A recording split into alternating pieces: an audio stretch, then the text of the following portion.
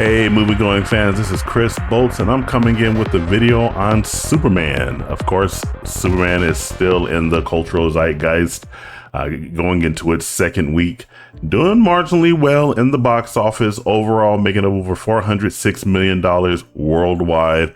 Looks like this is a domestic box office that's really keeping this movie afloat.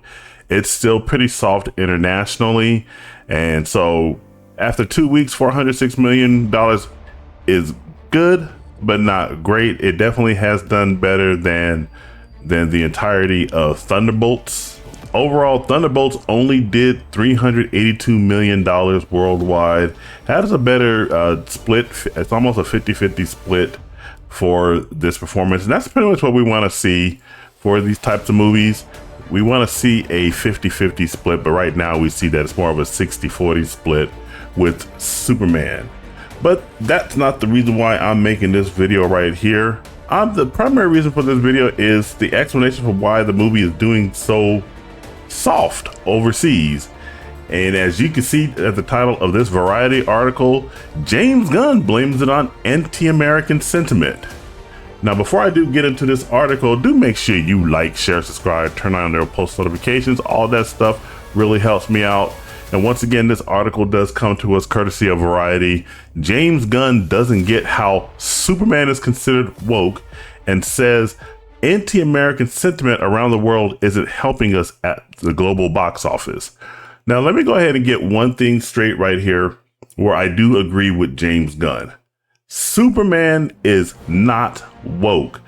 Now, I know there are some people who will go in there and they will look over this movie with a fine-tooth comb and they'll find some things right here. They'll find some intersectional feminism somewhere, some over-representation. They'll say that the race swap of Perry White from white to black is a form of wokeism there. Be that as it may, all of that stuff all together does not make this movie woke. When I went into Superman, I just saw a really poorly executed Superman movie. I gave it a 7 out of 10 in my original review, but the more I think about the movie, I really think this is a poorly executed Superman movie. It's just a collection of scenes all thrown together. Superman takes a back seat in his own movie, and too many of the supporting characters in this movie have more shine than Superman himself. And frankly, I paid to see Superman. I didn't pay to see Mr. Terrific or Green Lantern or Hawk Girl or Lois Lane or Lex Luthor or the Engineer or Ultraman or any of that stuff. I paid to see Superman, and I feel that we didn't get a really good Superman movie. Like, once again, it is not woke. In the first sentence right here, it says there's a conservative backlash that erupted before the release of Superman. There was no conservative backlash that erupted before the release of Superman.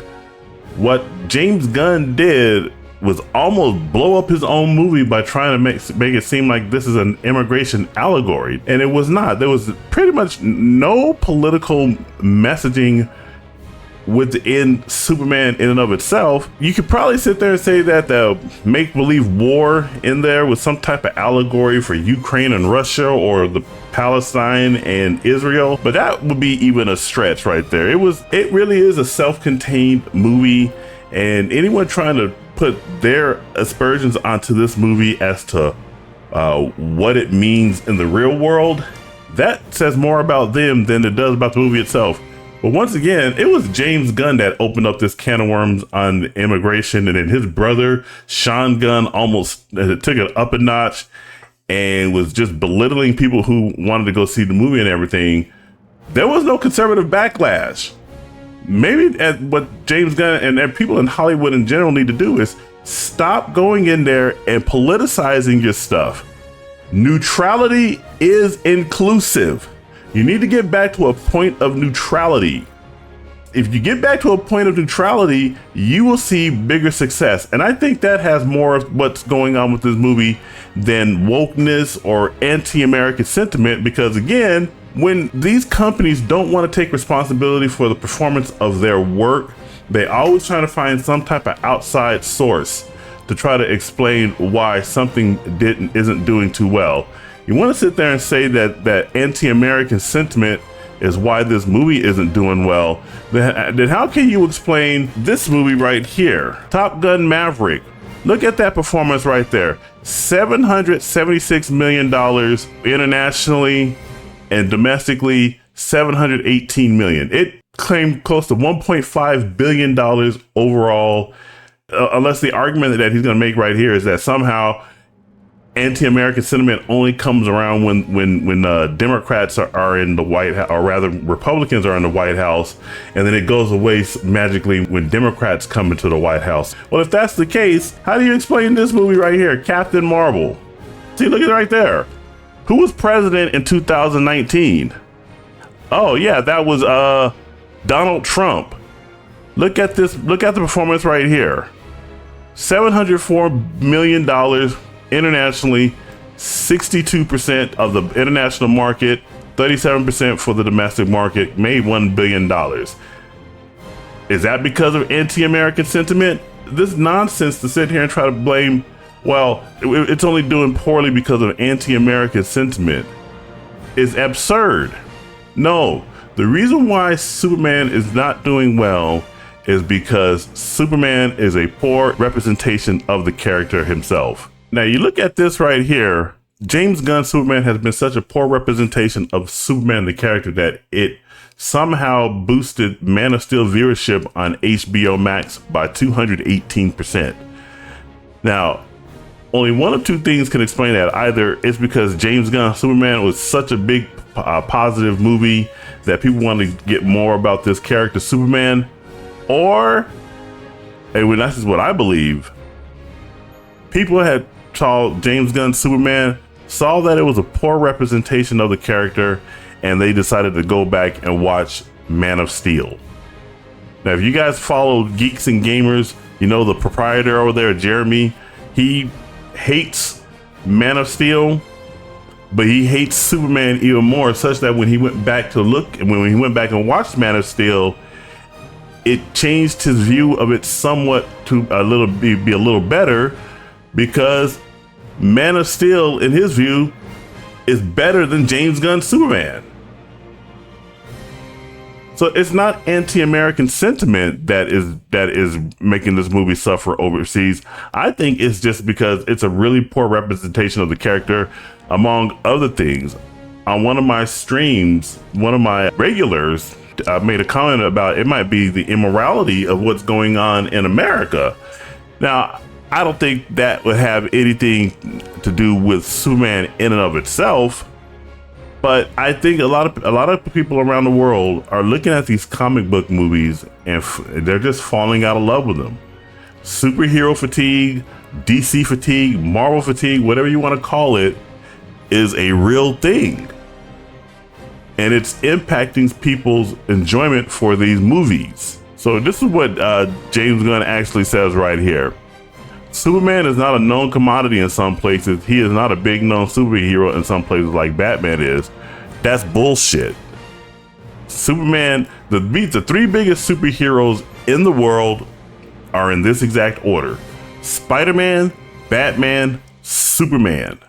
Superman is number 3.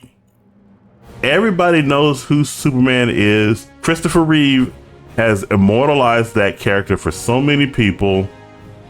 He appeared in so many cartoons. He's had his own cartoon run behind Batman during the 90s. He was part of the Justice League animated series and the Justice League Unlimited. Those all have far-reaching effects. He's been in he has numerous animated movies. There's been multiple TV shows. You got The Adventures of Lois and Clark. You got Superman and Lois. You got Smallville. You got the old George Reeves Superman. You got the old animated Superman. Superman is a known quantity. Oh, and let's not forget the video games Injustice Among Us from Warner Brothers. Let's also, one of the people have been clamoring for a Superman video game for a very long time.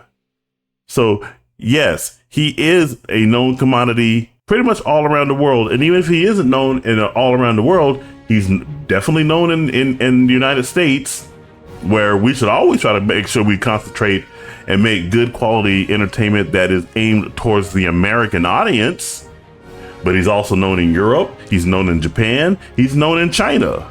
Those are the biggest markets on earth. So he's known where he needs to be known. Gunn continues, and it is also affects things that we have a certain amount of anti-American sentiment around the world right now. It isn't really helping us. So I think it's just a matter of letting something grow. But again, for us, everything's been a total win.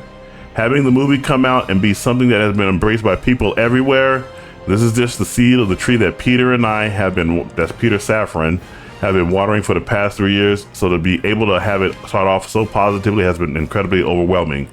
Now, it would be real nice if he gave examples of this anti-American sentiment, because I haven't seen any real anti-American sentiment. In fact, the majority of the anti-American sentiment is here at home in America. It's Americans that are running around burning their own flags, protesting in their own streets, destroying their own property. I don't see any of that happening around the world. Hell, when Donald Trump went to Saudi Arabia, they gave him a hero's welcome. And Donald Trump was welcomed with open arms at the NATO summit. And Donald Trump is about to be welcomed to the palace in the United Kingdom. Has Donald Trump been tough on a lot of things with regards to trade policy? Absolutely, he should be.